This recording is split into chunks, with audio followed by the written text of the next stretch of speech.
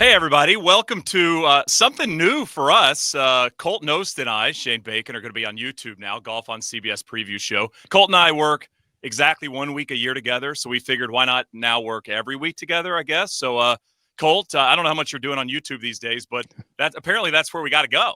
Everyone is doing it, Shane, so we might as well join in. But yeah, it's going to be fun to work more than just 1 week a year for you. Our annual trip to the Masters. Yeah, we've been doing how many years has that been? Has this been about 4 or 5 years we've been able to get to Augusta and do, featured groups and all that stuff for masters.com? I think 2025 will mark our 5th year together. So wow, this is one of my longest relationships ever. Mine too. So something we're going to do every week, hopefully, is we're going to do 5 minutes with the great Justin Ray. He's going to kind of give us some stats and information in and around the tournament that is upcoming. And that's kind of the focus of this show is we might dip back into what happened last week if something crazy happened or some unbelievable shot happened at the 18th. But outside of that, we're going to kind of look ahead. And we decided we'd start on a pretty big week. It's Players Week. Colt, I wanted to ask you this because you were texting us as we were kind of going over some ideas and stuff. And you said outside of major championships, this is your favorite week of the year. Now, you've had success on this golf course as a pro, but why is TPC Sawgrass and the Players something that kind of touches you as a golf fan? I just think the star is the golf course this week. It is just such a unique golf course. The winners we have had throughout the years of the Players, it's just you can't pinpoint one type of game that does well here. We've seen bombers. We've seen short hitters. We've seen it all. And in my opinion, I think this is one of the best golf courses on the PGA Tour, maybe in all of golf. Like, I don't think it gets near enough credit. I mean, it's a Pete Dye masterpiece. Every hole is so different. I feel like you go to so many places, you're like, oh, that hole's kind of like that one. But here, it is just 18 unique, very different golf holes. And the finish is what it's all about. I mean, 16, 17, and 18 makes it so exciting. The crowds, everything. I mean, it just feels like a big-time event. I mean, it's the PGA Tour's flagship event, so it better be big time. But this is one where I actually get excited for every single year. I'm excited to sit on the couch this weekend and watch it. And I get nervous for these guys coming down the stretch. I've been there. It is a very difficult finish. Yeah, we'll get into 2016 in a bit because that was when Colt had a chance, shot that great 63 in round number 2. But I was going to ask you, Colt, as somebody that spends so many weeks on the road, when you're doing when golf is not a CBS product, are you a watcher? Are you playing over the weekend? Like, how are you consuming golf when it's not one of your events? Well, I'm a golf nerd, so I watch everything. Whether it's PGA Tour Live, CBS, NBC, whatever it is, I'm going to watch it.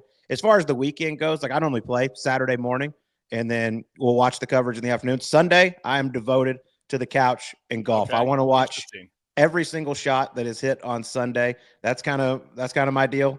It also gets me rested and ready to go for the week. But yeah, man, I'm always watching. I'm always paying attention. Golf Channel is always on. Something related to golf is always going on and definitely always on my brain. Was that the same as when you were a player? Like, were you still consuming golf when you were a player, when you were out there competing and you weren't playing in a week, or maybe you didn't get into a certain major championship? Like, were you still watching and paying attention back then? Yeah, I think all those guys that say, "Oh, I don't watch golf," they say that a lot. By the way. The only time you see me at the course is when I'm playing. I'm like, you guys are so full of it. You are all watching. We're all sick. We all want to try to see what's going on, see if we can learn something from somebody, learn something about a golf course. Oh yeah, man, I've always been like that, and I'm like that with every sport. Like, I'm a sports junkie, so I want to watch it all. Can you power rank your sports, and I'll do it after you do it? Like your favorite sports to watch on TV? Oh yeah, well, NFL is number 1 by a long ways. Okay, this is where it might surprise you. Hockey is number 2. Interesting. I'm a huge hockey guy, huge Dallas Stars fan. Going to games, it's not. I would rather go to NHL hockey than an NFL game in person. I'm all in on hockey. I think it's one of the coolest sports, and it's the guys that I get along with the best. Okay. I mean, they're normally super laid back and fun. They like to have a few cocktails, and they love golf, so I get along with them great. Yes, they like that. What's number 3? What's after hockey for you? Oh man, that's tough. It's all like a tie. I mean, golf's obviously up there with those. I mean, but that's just, but I mean, it's hard. It's hard when it's your job, because like it's hard because everything else you're talking about is like fun for you to enjoy, and then it's over. When you're watching this weekend on Saturday and Sunday, in the back of your head, you are logging things that are going on to talk about or to bring up or to even ask players about when CBS returns. So I'm assuming even for you, I mean, I feel this way about golf a lot of the time where you're like, this is what I do for a living. So sometimes it's not as maybe quote unquote fun as some of the other sports out there. It's funny. I probably drive my wife crazy because now that I'm on this side of the business, and I'm sure you're like this, when I'm watching another broadcast, I'm like, why would you go to that? Why was this? That had to have been on all tape. the time. I mean, it drives me nuts now. I'm like, well, that was obviously on tape. We're really going to commercial right now? Like, what are we doing? So I'm sure that drives them crazy. So that takes a little bit of the fun out of it for me, but I'm a golf sicko. I want to watch. I love watching these guys compete, whether I'm there or at home. I mean, it's a joy for me. Yeah, I think I'd go NFL 1, probably tennis too. Like slam tennis to me is like really high on the list. I've always just loved, like, the eras have changed and flipped a little bit like golf, but they haven't got less interesting, which I thought they would. You know, I thought when Fed and those guys moved out of the way, it was going to be less interesting. And then, like, I would probably put college basketball third. I mean, I love to watch college basketball, obviously, as we're getting closer to the most fun sporting event of the year, in my opinion. That's where I'm at. I wanted to throw something your way before we get into your great run in 16. Rory talked about after his final run at Bay Hill last week. He said the only similarities between Bay Hill and the Players are that they're both in Florida. Can you give us a little more insight in what he's talking about there for people that see two golf courses? They see water, they might see alligator shots, you know, those types of things that we see around Florida golf courses. But I thought that was a very interesting point he made. Yeah, it really is. I mean, obviously, Bay Hill, we see year in, year out, is just extremely difficult. If they don't get any rain, we normally see single digits to just barely in double digits win. I mean, we've seen years where I believe 4 under par is one around Bay Hill. We don't see that a lot at the Players. I think, and it's always, people are always kind of wondering, is March better or is May better for the Players? And the reason, obviously, I played well in May, but the reason I like May is the weather's a little more predictable, and you normally don't have to worry about the rain. And so I think TPC Sawgrass plays its best when it's extremely firm and extremely fast. And I think that's what we saw in Bay Hill last week. I think that's why we saw a lot of players struggle. You look right now at the views of the golf course. I mean, it's extremely green. It's about as lush as you'll find. So it'll play extremely soft. But they do have sub-air. They can suck the moisture out of those greens. But for the most part, I think this time of year, it plays a little softer than we would probably like it. And that's why I still think we see some of those really good scores. Tom Hoagie shot 62 a couple of years ago when it was extremely soft. But yeah, I guess that's the only. I think they're both very difficult golf courses. But he is right; they are both in Florida. I can confirm that. That's how I'm almost 100% sure that's correct. All right, 2016. Is that the best tournament you had as a pro? I finished third several times, but that was definitely like the biggest stage. Yeah, 63 in the second round. Did you feel like going into the weekend, like I've got a good chance at this thing? Yeah, I remember, I mean, my history there wasn't very good. I remember my first year when I played my way in off the Corn Ferry Tour, I went out and missed the cut. You know, was probably way overwhelmed. I was so excited for that golf course. And then I actually only played one round my next time because I hurt my back on the range right before I went out for the first round and probably shouldn't even have played that day. And then I'll never forget, I called Steve Elkington, who's a 2-time champ at the Players. It's like, Steve, I love this golf course. I feel like I should play well. I've always played well at Pete Dye golf courses. Can you give me some advice? And I'll never forget, we went through every single hole the week before 2016. And basically he told me how to play each hole. And his big advice was, you have to challenge the trouble on this golf course. Whenever you bail out, you get in trouble. I mean, if you think about number one, you see the pond down the right, which really didn't play, the moguls, everyone bails out left. They have nothing to the green. If you hit it in the right rough, you can run away from you from that angle. Yep. You can hit it. You can run it up the green if you miss it in the right. Same thing with like number 4, which I think is a great short hole. We see so many people blow it over there in the moguls left, and they have nothing over the water. If you challenge the water down the right and you end up in the fairway bunker, you still have a shot to the green. There's so many examples of that, of where he wants to make your eye look another direction, but really it's one of those golf courses. This is why I think we've seen so many different winners, and we haven't seen a guy have a consistent record around TPC Sawgrass, is because you have to play extremely aggressive here. So if you're off, you're going to struggle. I don't care how good your short game is, you're really going to struggle. So he was a huge help to me going into that week. And then what do? I'm out there. I remember I'm 2 over par through 16 on Thursday. I'm like, you've got to be kidding me. This is going to be another short week here at the Players. And I birdied 8 and 9 to shoot even. And then I go out the next day and just went crazy. Was 10 under par through 17. So I birdied 12 of my last 19 holes I had played. And yeah, it was nuts. And like I said earlier, I'm a golf nerd, so I knew exactly what the course record was, and I puked all over myself. There you go. That a boy. That's exactly what we do as golfers. Right when we get to the precipice of doing something special, it's like, I'll back off a little bit. What'd you do on 18? So I hit it in the right first cut, was fine. Hit it in the front left part of the green. Pin was over on the right, up on top of the shelf. And I did the thing that I'll never forget this. I'm just like, all you got to do is 2-putt, and you have the course record. I mean, all the greats have played here. You could be the guy that has the lowest round ever. I left it like 3.5, 4 feet short, lipped out that one. Actually hit a pretty good putt. Caught the left lip, spun out, tapped in for 63, was just mortified. And I was playing alongside Bryce Mulder and William McGirt.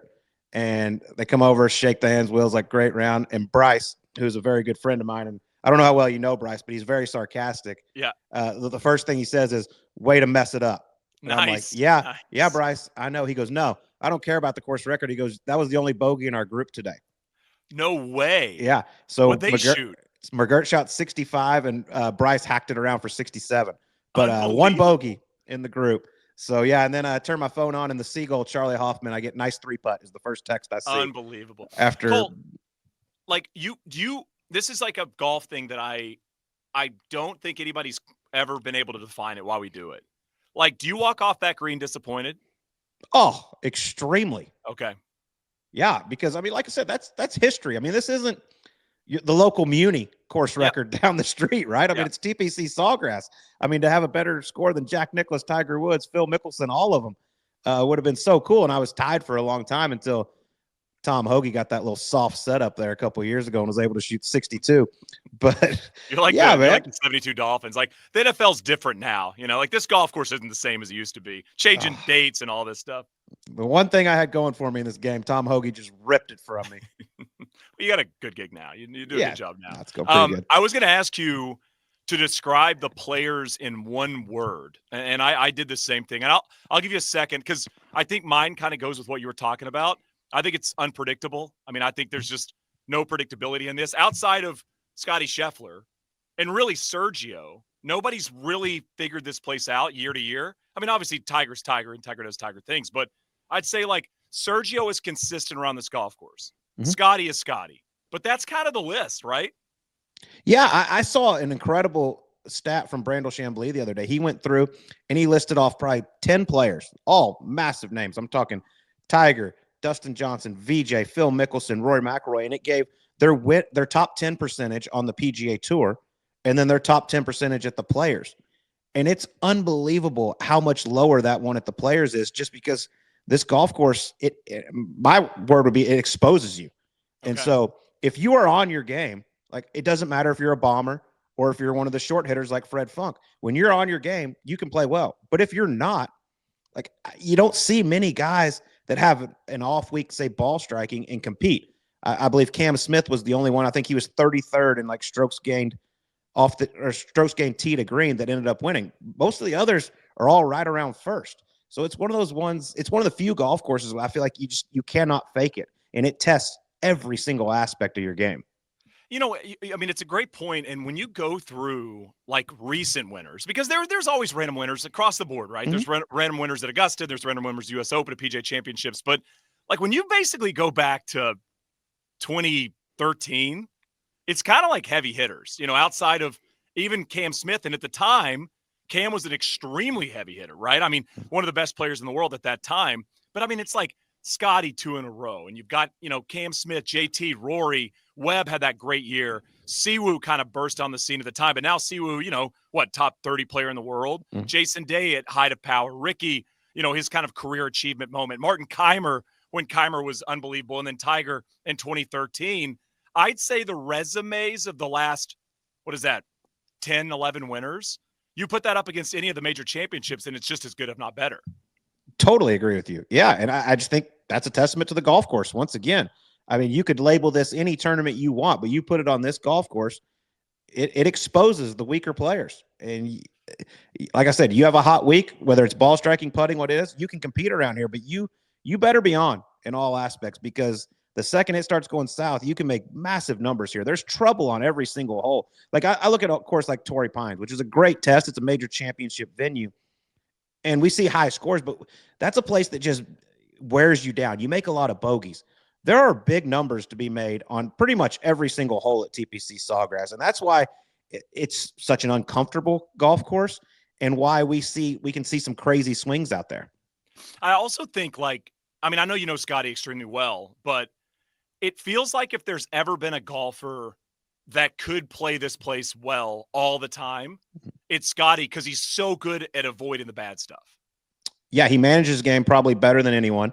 I mean, I don't think people give him enough credit for how straight he hits it off the tee, and he's the best iron player in the world. So when you've got pretty narrow fairways out there that you need to hit fairways around TPC Sawgrass, and then some of the smallest greens we see in golf where you have to be extremely precise, and we get some windy conditions around here, and that's when the best ball strikers shine. It's a perfect golf course. Most golf courses are perfect for Scotty, but this is one I feel like I hadn't found a bad one for him yet. Yeah, he can separate himself though, right? Like if he is on his A game, I don't think he can be beaten this week. Like, I mean, it feels like here in Augusta, right? If he's playing great golf, he's not losing there. Yeah, totally.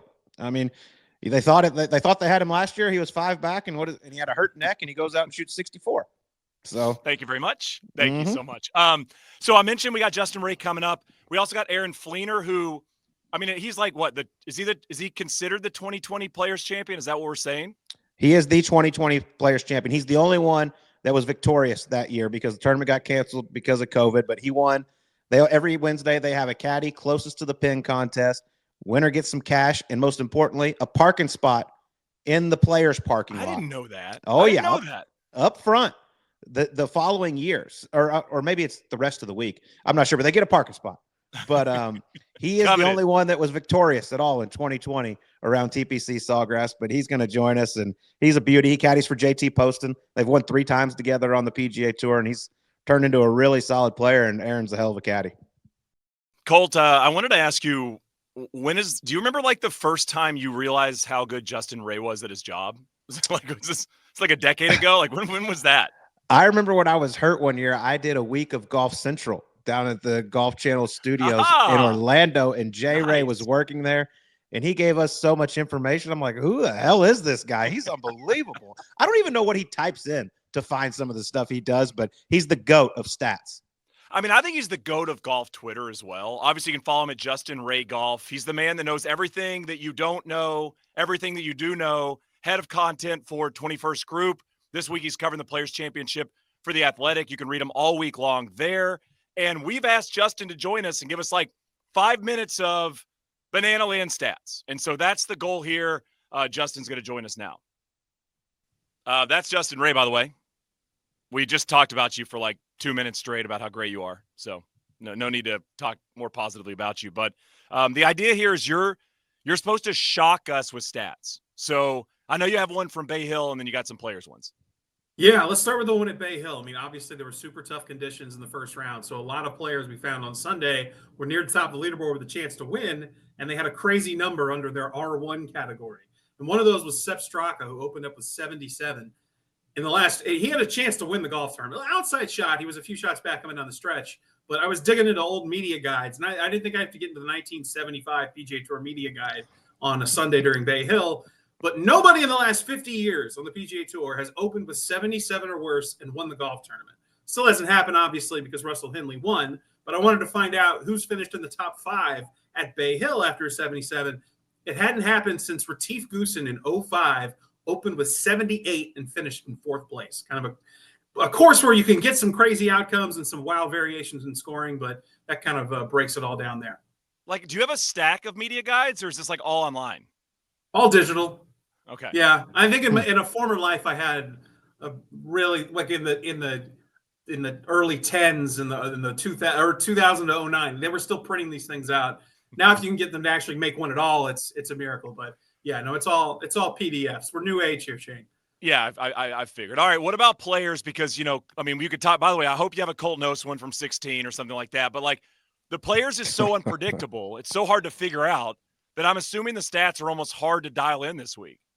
It's easily the hardest tournament of the year to predict, in my opinion, just from every analytical angle you can take. The example I always use is in 2004, Adam Scott is 23 years old and bombs it off the tee. He wins the Players. The next year, Fred Funk wins it, hitting it 250 off the tee. So go figure. That's kind of the embodiment of what we've seen over the years of the Players. But since the switch back to March in 2019, it's really become a super severe ball striking examination for the last 5 winners. So Scotty each of the last 2 years, JT and Rory led the field in strokes gained tee to green. The only exception was Cam Smith, and that was a year when he made everything he looked at and chipped, lights out for 4 days and got that victory. Almost 44% of winner strokes gained in that span have come from approach shots. Compare that to every other event on the PGA Tour in that span, it's 34%. 10% doesn't sound like a lot, but that is a big swing when it comes to the PGA Tour average and what we see at TPC Sawgrass. But like you said, this is a brutally difficult one to predict. I mean, Colt, does that make you rethink or kind of reevaluate who you think has a chance this week at all?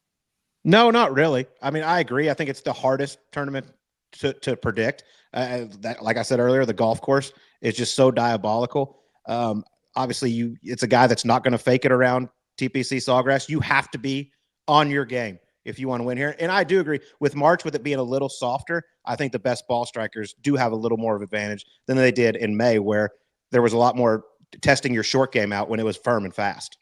And the brilliance of the design is just evident year after year. Even just look at 2019 when Rory McIlroy won and Jim Furyk finished runner-up. You can find all different ways to gain strokes on the field. There's all different ways to do it. You really have to be sharp throughout your bag in order to have a chance. I have that. This is my favorite number of the week. It's Scotty Scheffler related, of course, coming off back-to-back wins at the Players Championship. Over the last 2 years at TPC Sawgrass, Scotty has hit 83 fairways on par 4s and 5s. He has gone on to make bogey 3 times after hitting the fairway. That's a rate of 3.6%. For every other player in the field, it's about 2.5 times higher, about 11%. So, I mean, the guy just doesn't put himself in bad spots.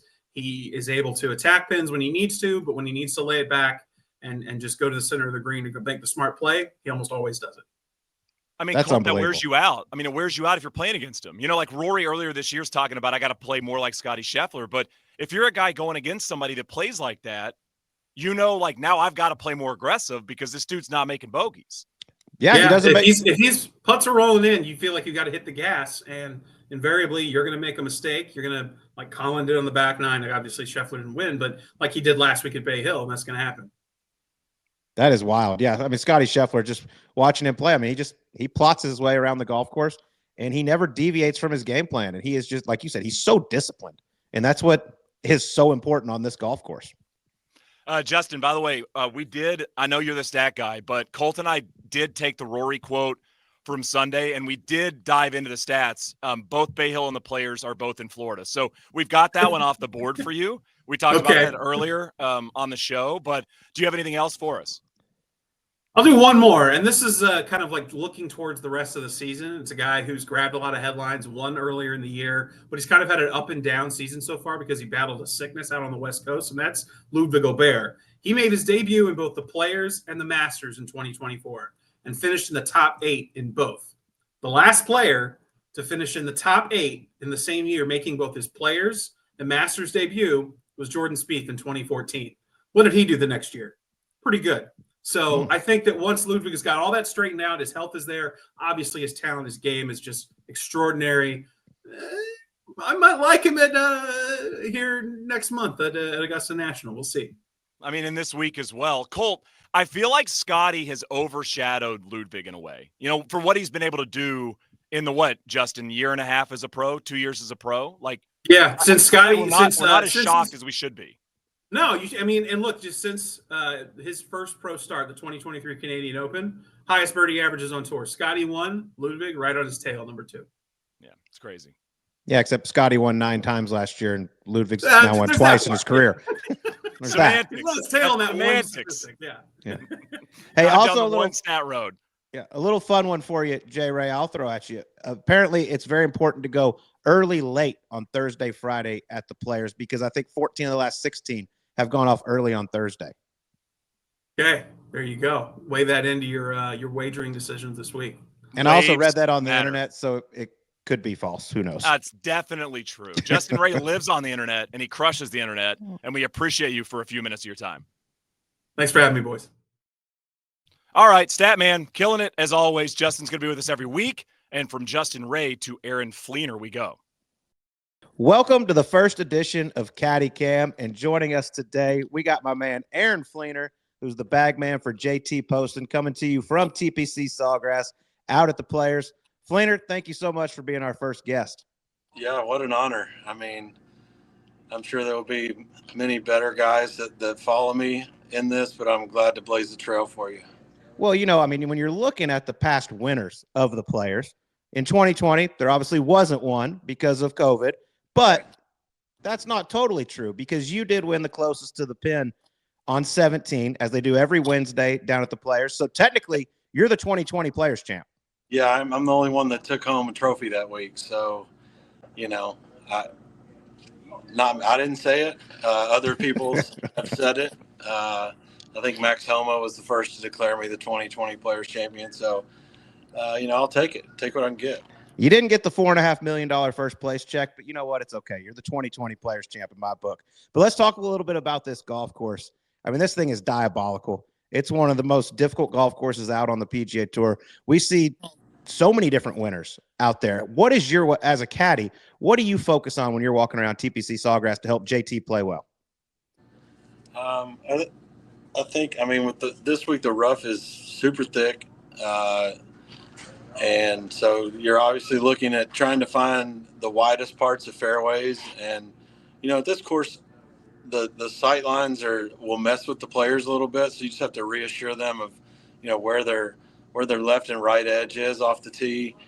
Because some of these fairways and these shots into the greens look a lot more narrow and tight than they actually play.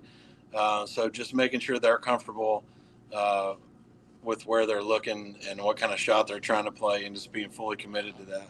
Well, obviously, when we look at this golf course, we think about 16, 17, and 18. It's such a crazy finish. You got the pretty easy par 5 and 16. Then anything can happen at 17, and then 18 is just a monster. But take those three out of the equation. What is a hole in your mind that kind of sticks out that might get overlooked by the viewers at home? Well, when they move the tee up on 12, I think that's a great hole. A lot of excitement can happen there. 11 is another par 5 where they've moved the tee a little bit this year. They've moved it a little bit further back and a little bit further to the left. So that's going to be a different sight line for the guys. And, in years past where guys have maybe, hit a good drive out there and been able to hit a hybrid or 7-wood on the green, be coming in with 3-woods this year. So I think those are two other really good holes on the back. When you're looking at Sunday coming down the stretch, like those are two other really good birdie chances on the back 9. Yeah, well, we got to ask about 17, though. I mean, I know like Monday, Tuesday, Wednesday, it's not that hard of a hole. The green looks enormous. But once the tournament starts, like for you as a caddy, what are your nerves like when you're getting your man ready to go there on 17? You just want to avoid a crosswind. Those crosswinds can flicker on you a little bit, and if you have it mostly in or mostly down, you can make a pretty educated decision on what kind of number you're trying to play. But when you get those crosswinds that are fluttering between downwind and hurt, that's when a lot of doubt and indecision can come in. So you're on 16, you're looking over to 17, trying to watch the guys hit that are on the tee before you, seeing are they hitting it too far, are they hitting it too short, trying to get an idea of the wind before you even get over there because they've got all the structure built up around it. Not quite like 16 at Phoenix, but sometimes it's really hard to know exactly where your wind is there. Yeah, when it's gusty and swirling, I mean, I don't care if it's 120 yards or 180. It is a very scary shot. There's no doubt about it. It's supposed to blow 15 to 25, but I think it's supposed to be a form of help there, so it could be some sort of wedge, which is better than playing it into off the left. Would you say 17 is probably like one of the holes throughout the year? Probably your anxiety is at the highest when that ball's in the air. Yes, definitely. And we've all seen like the highlights of the good shots, the bad shots. Have you ever been in a group, or maybe JT's had a moment where maybe a little bit of a disaster happened there at the Island Green? Well, the year that the weather was awful and we had to come back out on Saturday and play, we were still playing our first round on Saturday. And oh, wow. when the wind was just pumping like crazy and it was cold. And we had to play 17 like twice in the first 3 hours of our day. And I think once we hit maybe chipped like a 7-iron, but it was just, you had to hit it at the right time. It didn't really matter. Like, we knew where the wind was, but it was gusting so bad that if you hit it at the wrong second, it would either, if the wind was dead, it ball's soaring over the green. If it gusts in, it's going up short. That I just remember that day was just almost just impossible to get it on. It felt like 7-iron on 17 sounds like a lot of fun. But looking at JT's record here, he's 3 for 5 and making the cut. Got 2 top 25s. In my opinion, a golf course which requires a lot of control, a lot of precision, should set up really well for JT. Yeah, this golf course is great in that it doesn't favor really any sort of player. Like, it just favors whoever's has the most control of their game that week. So it's a great course for him. Just trying to hit fairways and hit as many greens. We led the field in greens in regulation last week at Bay Hill. Didn't putt great, so we got to get the putter going. But we like this golf course for sure. Feel comfortable here. Yeah, and it's been a solid start to the season. I got to ask about Wednesday, closest to the pin on 17. I mentioned you won in 2020. Rumor has it you took a little practice shot on a Tuesday to get ready for Wednesday. Yeah, we got there today. But we used to play the back nine on Wednesday, but it kind of takes a while. It gets backed up with, the caddie competition there. And so we played it today. And, it's a nice little chunk of change for the winner. So I decided to take a practice shot. I don't think I've hit a shot since our caddie tournament in Scottsdale like a month ago. So didn't hit a great one. Didn't build a lot of confidence, I wouldn't say. But got the bad one out of the way. Yeah, and for the people that don't know, what does the winner on Wednesday get if you end up being closest to the pin? I think it's like $10,000. And a parking spot, correct? $10,000 cash and a parking spot, up in the players' lot close to the entrance. Well, that's the best part. Yeah. The year I won, I didn't get that because the tournament got canceled. Commissioner Monahan, we need to get our man Aaron Flener a parking spot for 1 year. Come on, let's make up for that. All right. Well, for the people out there that don't know you, you're a hell of a singer. Okay. You're not scared of a karaoke bar. If you were going to say maybe the perfect song to describe TPC Sawgrass, does anything come to mind?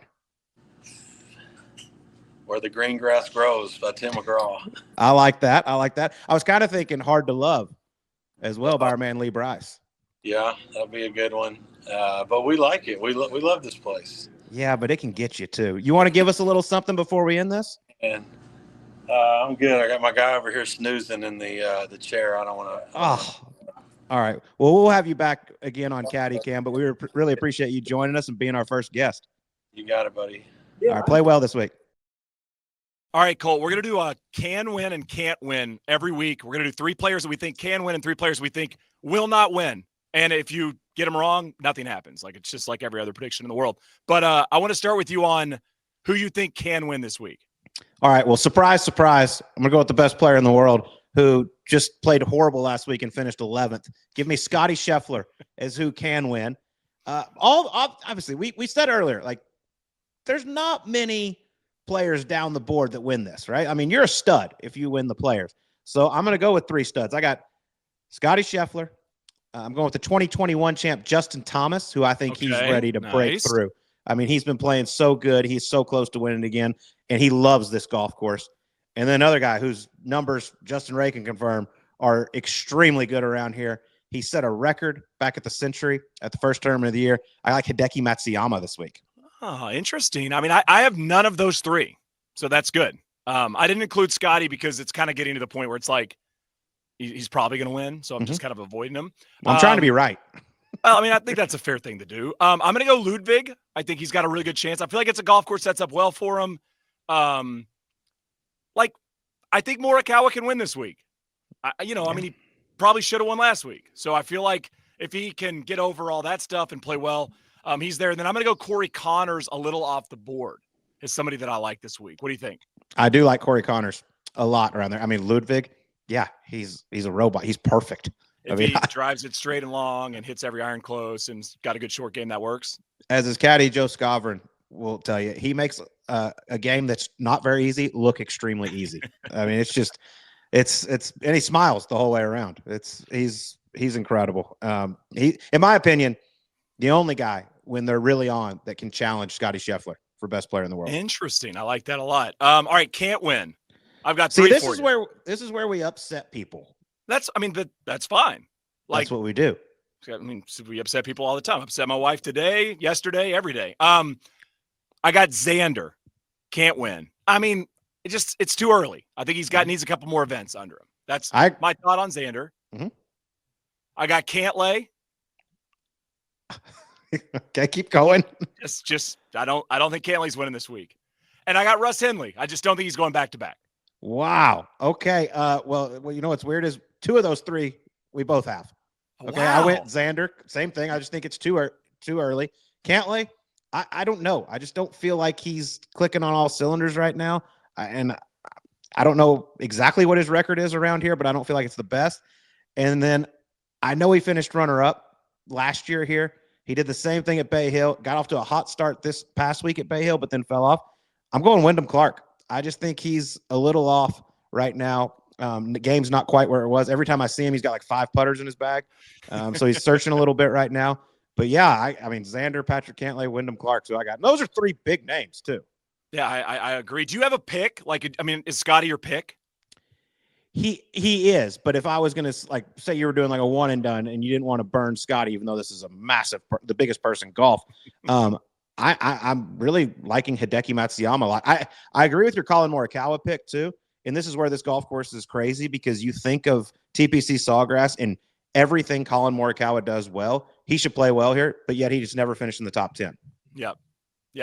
I got Ludwig. He's my pick to win. I mean, again, I just feel like it's a good fit. I feel like he's going to win one of these. So why not 2025, right? Yeah.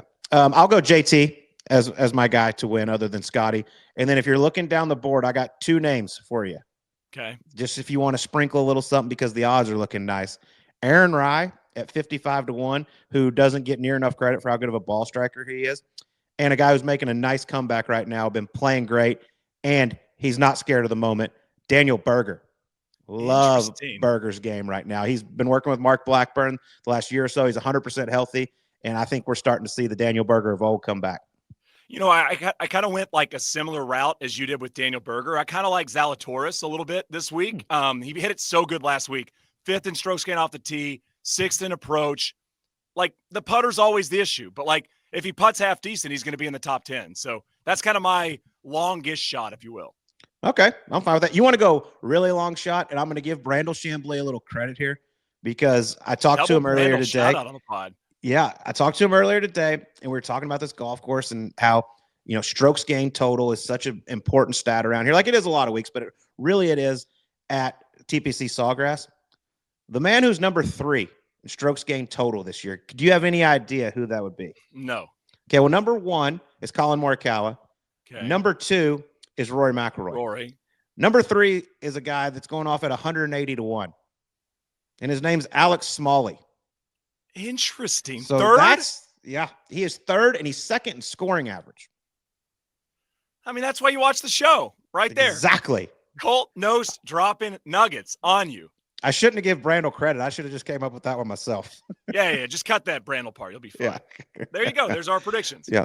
All right. Well, some sad news into the show that I just got, Shane, from our producer over at CBS Golf, Sheller Shy, just texted me a post from Tiger Woods, who this morning said, as I began to ramp up my own training and practice at home, I felt a sharp pain in my left Achilles, which was deemed to be ruptured.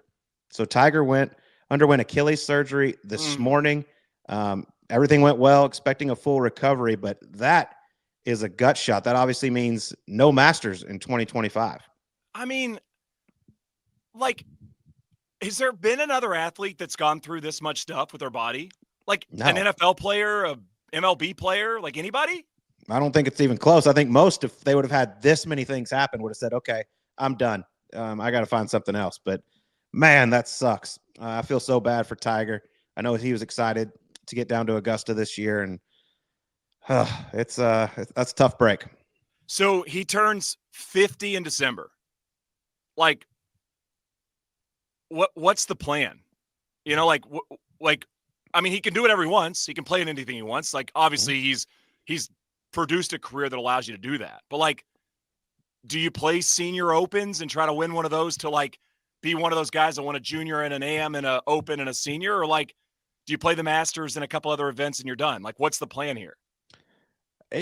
We always keep talking like, can Tiger win? But all this stuff keeps happening. So it's just, I don't know what the next step is. I mean, in Achilles, unless you're Bernhard Langer or Aaron Rodgers, I mean, it normally takes over a year to come back from. So I don't know. It stinks, man. I mean, we were so excited to hopefully see him play more this year. I mean, that was the whole plan, was more than just the 4 majors, but now it sounds like we probably won't see him at all.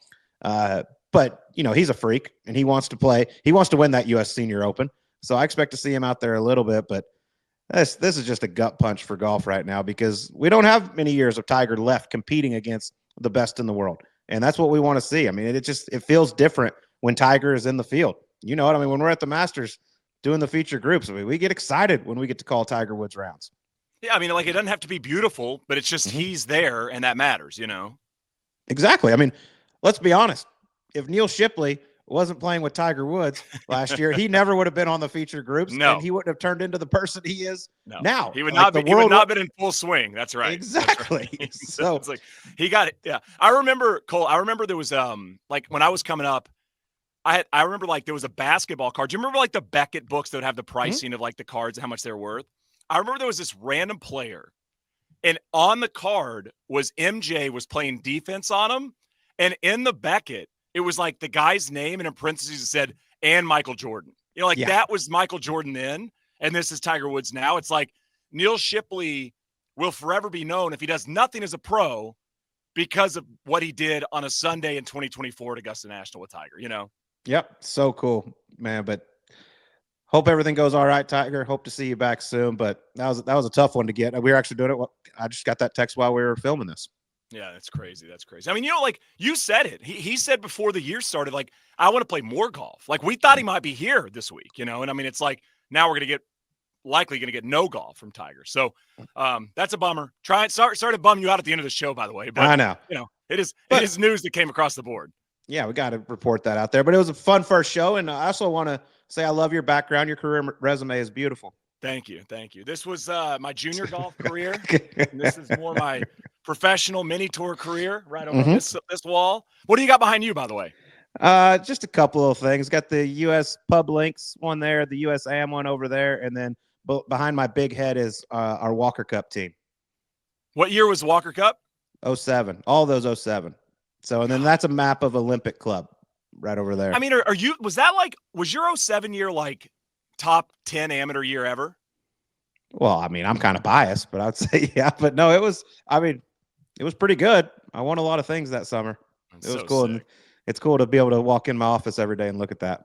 And me too. I love looking at this stuff behind me, but yeah, you did great. I'm proud of you.